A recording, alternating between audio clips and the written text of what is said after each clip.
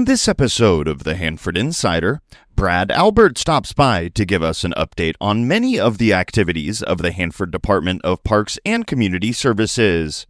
Rob will give you a look at some of this week's community events, and I'll be back with your sports report. This is the Hanford Insider for Monday, March 30th.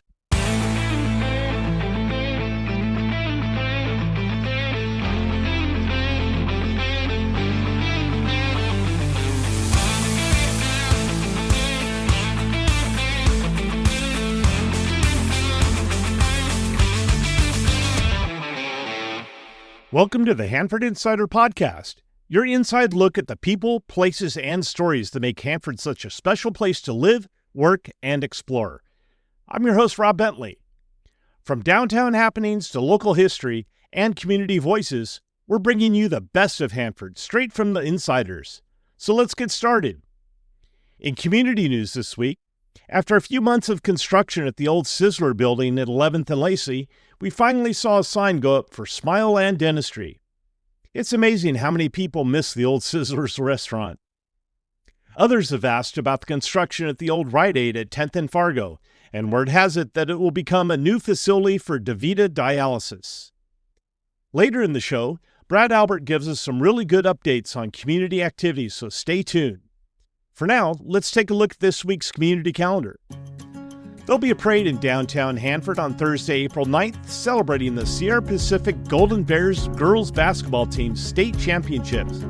The parade will begin and end at the Hanford Civic Auditorium. Speaking of Sierra Pacific, their band will be holding their annual shredding event on Saturday, April 11th at the old district office across from Carl's Jr.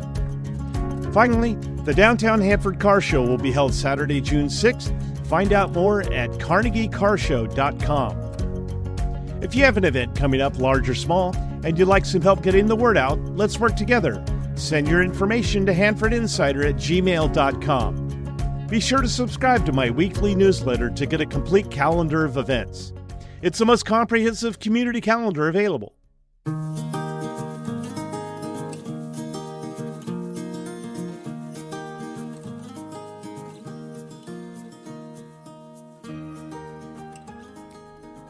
Spring has definitely sprung here in Hanford, California, and we have with us today Brad Albert, the Director of Parks and Community Services in Hanford, and we are going to play Recreation Roulette. What do you think, Brad? I hope I'm ready for this. Okay, I have a spinning wheel, and we have about 136 topics on the wheel, but we'll probably only get to 8 of them or so. So let's go ahead and spin the wheel and see what we've got up first. You got it. Okay, well, we see advertisements that Freddie the Firetruck has come out of hibernation for this summer. And fill us in on Freddie the Firetruck and maybe the carousel rides too while you're at it. Yeah, absolutely. You know, with the good weather coming out in springtime now, Freddie is available to take rides and tours around town, as is the carousel for 1 hour. And also included in that is the Bastille Patio, which is a new kind of an area that will be running out to private parties and to groups throughout the spring. We do run Freddie and the carousel during all of the Thursday night markets. That will be starting in a little over a month now. So we're really excited about that. Freddie's running great. Albert Yarborough, our driver, is ready to go and take people on an unforgettable tour. Lots of fun. Lots of fun. All right, let's hit number 2.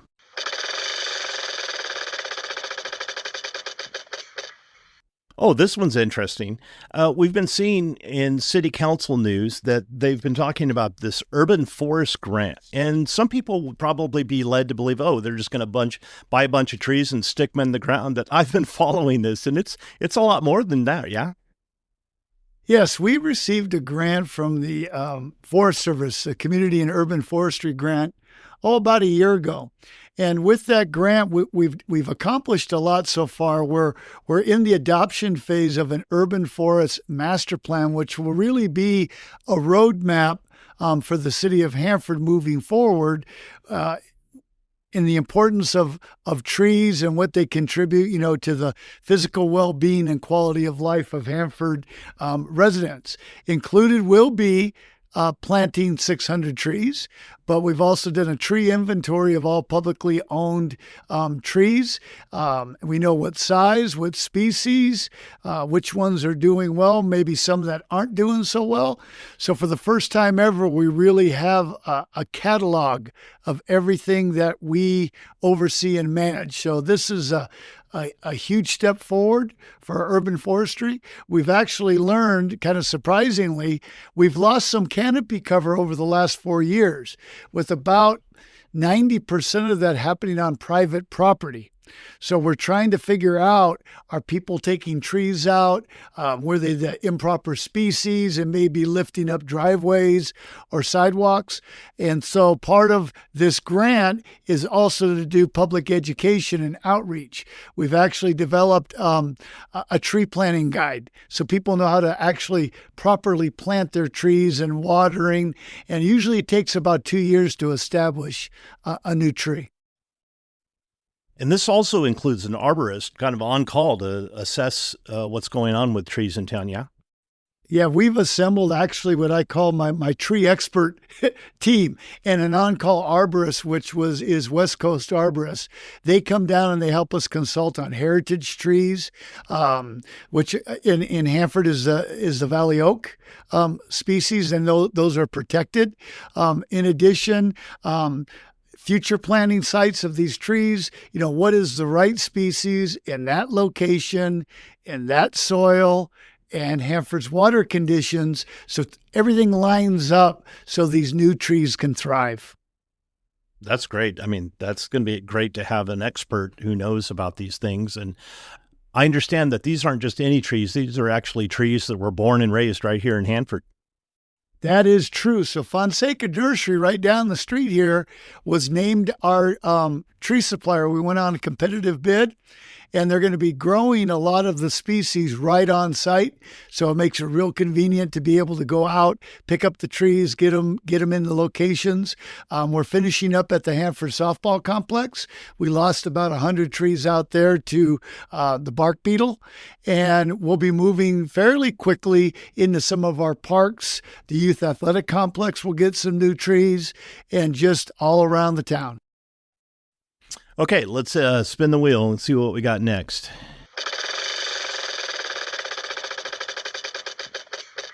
Okay, coming up in the Civic Auditorium, you have these date nights with parents. You have mother-son date night, father-daughter date night. Tell us about those. Yeah, so this has been kind of an annual tradition here, and it's looked forward to by parents and their sons and daughters. So on April 17th, we have our mother-son dance, and on the following day, the 18th, we have our father-daughter. And the theme this year is really Let's Glow Crazy, which kind of goes back a little bit to the disco days of black lights, and we'll have a DJ and strobe lights and all of that. It will be at the Civic Auditorium, and both events are from 6 to 9 p.m. So really neat. Tickets are on sale. You can go online onto the city's website, and you can purchase your ticket. We also have a QR code on the website. And this year, Raising Cane's actually donated the dinners tonight, for this dance. So really kind of neat that a local vendor has stepped up and really supported these programs. Yeah, we've been seeing a lot of that participation by the community. That's what's great. So having these companies that invest in the community and the youth especially. All right, next up.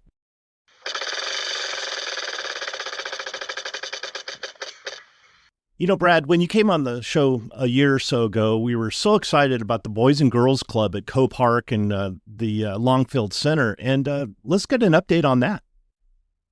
Yeah, so the Boys and Girls Club is operating very strongly.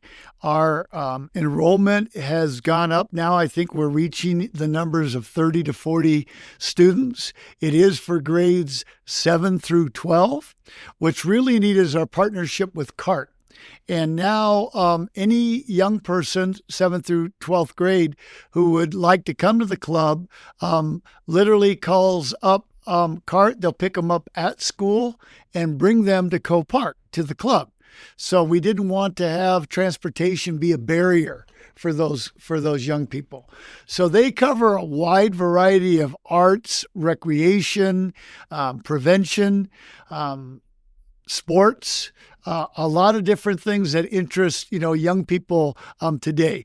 They're getting more and more into STEM, doing some robotics and some coding. So those folks that are kind of into the technical, exciting things that are happening, it'd be a great thing to check out. And they can go over anytime and take a look. Parents are welcome at the club, and we're just real excited to continue this program. Yeah, that's so great that it's taken off the way that it has. I know it's impacted a lot of families. All right, let's spin this wheel, Brad.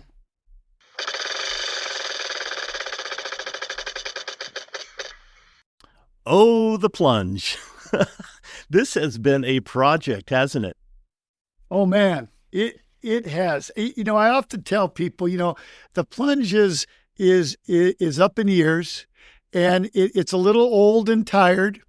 And this last off season, in fact, right now we're kind of wrapping up some major repairs and renovation to the slide.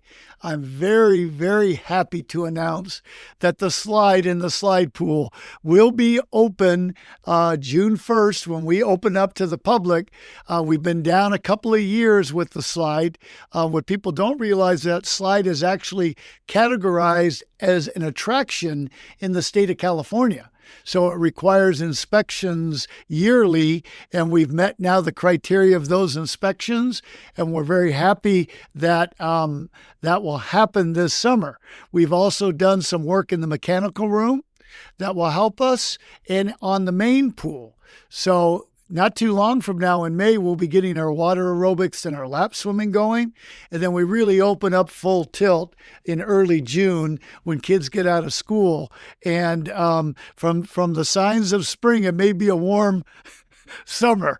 So we're really looking forward to that. We've got probably about 3/4 of our lifeguards returning, which is always was always great. We do have some room. We're in the process right now of hiring a part-time aquatics technician, that their full job will be nothing but the maintenance and the upkeep of the plunge, and hopefully we'll avoid some of these, bigger repairs and renovations in the future.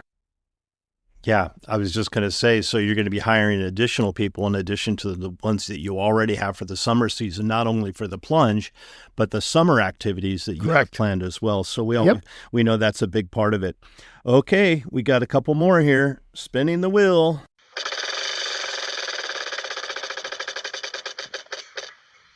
Winter Wonderland. I understand you gave a report to the City Council recently and talked about all the great things that happened with this year's Winter Wonderland and how the profits are going to be reinvested back into the park.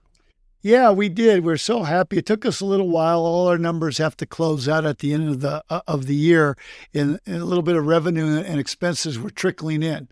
So we provided that report to council. The big number for us is we had 148,500 visits in 7 weeks, the highest number of people that we've had. So we continue to grow and expand regionally.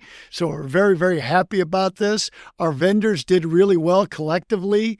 Our vendors, their gross was over $324,000. Wow. And most of these are local Hanford vendors. So that's pretty outstanding. When you take the revenue from the event with the vendors, it was creeping up on $900,000. So almost $1 million for 7 weeks is not too bad. Yeah. And we're really, really proud about that. We did end up with some net revenue. So after we paid all our expenses, we had a little bit of money. That ended up coming in right around $90,000. We did some repairs to Civic Park. Yeah, we've seen. So one, we replaced some sidewalks and cement that the humongous ice cube out there broke. We've also done repairs to the fountain. There, we've resodded and reseeded the park, and actually Civic Park is really looking beautiful right now, and our goal is always to get it ready for the springtime. So we're really happy. So after you take out those repairs, we ended up with just under $50,000, and we're going to reinvest that back into the park. Again, the park electrical infrastructure's like really old, and we plug so much things in for Winter Wonderland. We blow circuits, and what happened to those lights? So we're going to be looking at adding some electrical pedestals in the park. Right now, all our vendors have to bring their own generators, and we're hoping to kind of cure that a little bit in the future. So everything, all of our net revenue will be kind of reinvested back into the park. It's such an important location for all the many special events we have here. Yeah, for sure. You know, a few weeks ago, I was interviewing Esteem Land about the courthouse purchase and their plans for what they're planning on doing. How is that going to impact the park usage in the carousel and the stage? I mean, what kind of things have you worked out with them to be able to still use that space occasionally? Yeah, so now that we have new ownership, and that does include the courthouse square area where the faux brick and the stage is. So we send them an email and say, hey, we've got this event coming. Are we okay to use it? So far, they've been very gracious in allowing us to do that. That is technically part of the courthouse property now. And they're moving forward really quickly with the renovations inside. The carousel has remained the city's, and is still part of, quote, Civic Park. So we're actually going to be doing some upgrades on the lighting.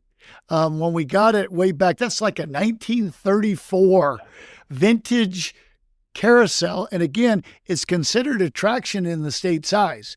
So to get the right lights, we got to get approval from the state and do all that. But our building superintendent, Randy Shaw, is helping with that. And so hopefully fairly soon, it will be lit up in the reds and the yellows and the greens, and maybe have a little more of an impact on that corner with kind of looking like an old-fashioned carousel. So right now it's going really well with the new owners of the courthouse. We seem to be working together really, really well. We'll see as they progress what will happen, but right now everything's been working wonderful. Yeah, that's great. It is going to be more of an attraction as businesses continue to move in, and eventually the restaurant and the brewery. I can see that really that corner that just has the carousel. I bet there's some more things that are going to end up going in there.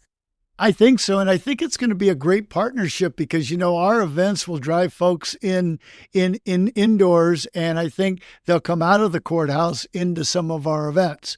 So it's going to be a really nice indoor-outdoor, I think, experience for folks. Well, I don't have to spin the wheel again because we just have one topic left, and that is Easter at the parks. And I have a couple of questions, but let's start with the Easter egg hunt and the day camp that you have going that week. Yeah, absolutely. So the Easter egg hunt is actually sold out. We have 800 young people signed up. 800. 800. Oh my God. Our biggest ever.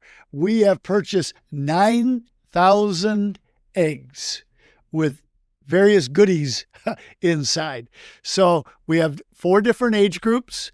They'll report. It begins at 10:30 for ages 1 through 3, at 11 o'clock for ages 4 through 6, 11:37 to 9, and then at 12 o'clock for the little bit older, the 10 to 12-year-olds. So if you do go online, you're going to see that we're tapped out right now. I tell people if we have folks that don't come, that might have registered and not come, but this event is absolutely free. Again, talking about the community support, we've have several sponsorships that love to sponsor this particular event.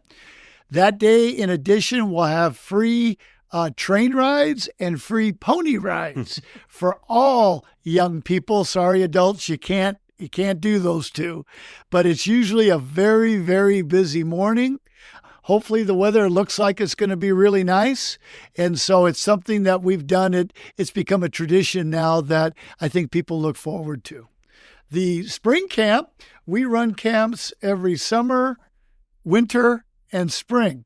So this year, we are working and having campers age 5 to 12. Starts on March 30th all the way to April 3rd, which is spring break. And it goes from 7:30 to 5:30. And it's actually going to be in a new location in the Veterans Memorial Building. So a little bit different. That puts them literally right in Civic Park, and they do a lot of field trips and things like that. And we will actually be kind of, it's almost like cooking camp. So we call it Become a Junior Chef. Okay. And so they'll be able to come and they'll be able to learn how to make different dishes. In addition, we provide snacks and lunch free for all children, and that is available online right now on our website. Well, we know the Civic Auditorium Park is going to be busy that week, but Easter Sunday is a day where we like to get out and we like to go to Freedom Park or Hidden Valley Park or Centennial Park or Lacey or any of these little pocket parks in neighborhoods. And I know that you have some of the arbors for rent and you can go on the website and do that. But what are some tips that you have for residents that are celebrating Easter with their families in the parks this year? Yeah, absolutely. Easter Sunday is always, by far our biggest day in all of our city parks, community parks, even some of the smaller pocket parks. And what we ask people really, number one, is be respectful of one another. Try to avoid real loud music. Pick up your belongings and your trash. Usually it takes us a couple days afterwards to kind of pick up after everybody. Park your vehicle correctly. Technically, no car should ever be on turf.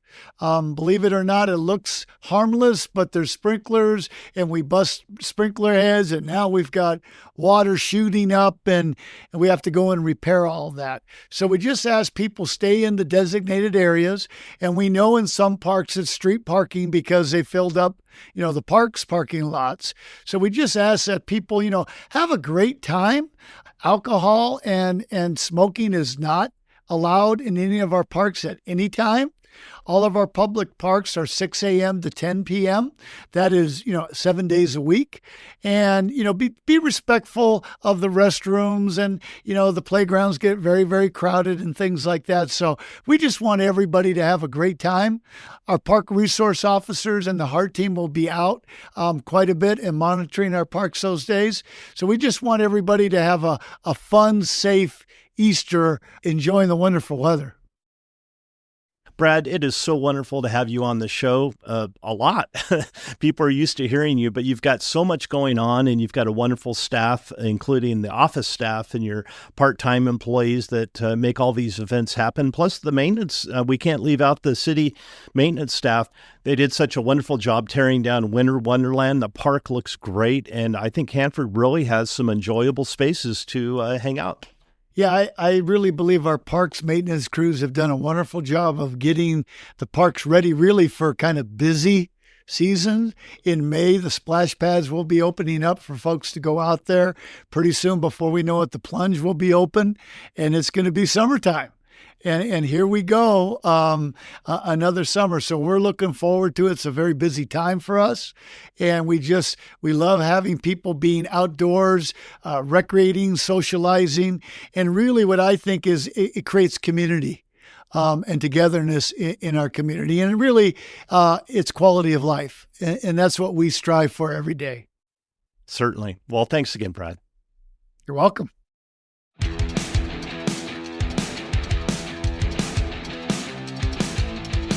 And now it's time for Hanford Insider Sports with Eric Bentley. Make it 8 wins in a row for the Sierra Pacific baseball team after winning all 3 of their games last week to improve to 8-5 overall and 4-0 in league play. Monday's crosstown clash with Hanford High saw each team play a run in the first 2 innings before the Golden Bears scored 4 in the third to lead 5-1. The Bullpups answered with 2 in the bottom half of the inning before Sierra Pacific scored 4 more to take a 9-3 lead. Hanford High scratched 1 across in the 7th, but the Golden Bears prevailed 9-4. Tuesday, it was a steady dose of offense propelling Sierra Pacific to a 12-3 non-league win over Exeter. Then, in league play on Thursday at Washington Union, the Golden Bears were only able to muster up one run on one hit, but on the mound, Caleb Coolwine and Bryce Costa combined to shut out the Panthers as Sierra Pacific secured the 1-0 win. Easter Classic action awaits the Golden Bears this week. Despite the Monday loss to Sierra Pacific, the Hanford High baseball team is picking up momentum, off to a 4-0 start in league play after winning both games against Tulare Union last week. Wednesday's game at home saw a 9-run second inning propel the Bullpups to a 13-1 victory, while Friday's contest was more of the same, the Bullpups taking down the Tribe 11-1. At 6-5 overall, Hanford High will look to keep the momentum rolling in the Fresno Easter Classic this week. And the Hanford West baseball teams split their pair of league games last week to find themselves at 2-2 in league play, 5-6 overall. In Tuesday's win versus Emmanuel, it was tied at 5 in the bottom of the 6th when the Huskies struck for 4 runs, putting all the pressure on the Eagles, who were unable to respond, as Hanford West picked up the 9-5 win. Then Thursday, it was a 12-4 defeat at the hands of Selma. The Huskies will also be in action this week with 4 tournament games on the docket. In softball, still no league play for any of the 3 teams, but all have seemingly hit a rough patch in their seasons, as the only win on the week came with Hanford West bookending Tuesday's game with Hanford High with a pair of 4-run innings en route to an 11-4 victory. After the victory, the Huskies traveled to Garces Thursday, where the Rams won 4-1, dropping Hanford West to 8-4 on the year, with a tough slate of tournament games ahead this week. The loss to Hanford West was the only game for Hanford High softball last week, as the Bullpups fall to 4-8 on the year with tournament action on the schedule this week. And for Sierra Pacific softball, it was a grind of 3 games last week, an 11-8 extra innings loss to Lemoore on Tuesday, a 12-10 loss to Kalinga on Thursday, then an 11-6 defeat to Sanger West on Saturday to fall to 3-9 overall, with only 1 game scheduled this week, Monday at home versus Exeter. And before we go, how about a track and field update? Last week, Sierra Pacific and Hanford West went first, second in both boys and girls at the TCC 3-way meet, with the Golden Bears claiming the top spot by a significant margin. Sierra Pacific also saw a pair of new school records set in the Madera Classic over the weekend, with Niang Ayuen going 35 feet 2 inches in the triple jump, and the boys 4x4 team of Jeremiah Cortez, Derek Lagobi, Bowdy Gutierrez, and Jaden Forey blazing into the record books with a time of 3:34.54.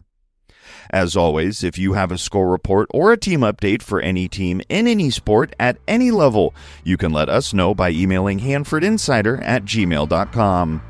I'm Eric Bentley, and this has been your Hanford Insider Sports Report. And that wraps things up for this week's show. If you enjoyed this podcast and you'd like to show your support, you can go to buymeacoffee.com/Hanford Insider to make a donation, or you can Venmo me.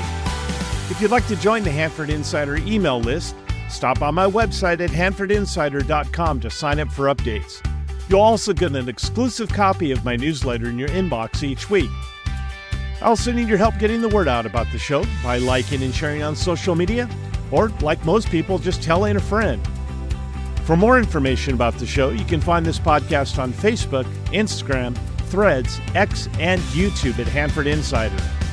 If you have a show idea, be sure to email me at hanfordinsider@gmail.com and I'll look into it. Thanks for listening to this episode of the Hanford Insider Podcast. Have a fantastic week.